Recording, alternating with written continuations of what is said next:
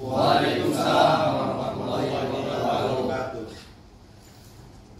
Orang Banten Debus sebagai ciri atau brand kita Banten. Orang yang tidak cinta dengan Debus berarti kita perlu ragukan kecintaannya terhadap Banten itu sendiri. Nah, oleh karena itu hari ini Abah bersyukur Abah dan Ren didatangi oleh saudara-saudara dari Persatuan Debus Banten Indonesia. Alhamdulillah, silaturahim ini dalam rangka siapa lagi yang mau mengangkat, yang mau melestarikan, yang mau mencintai Debus ini kalau bukan kita sendiri.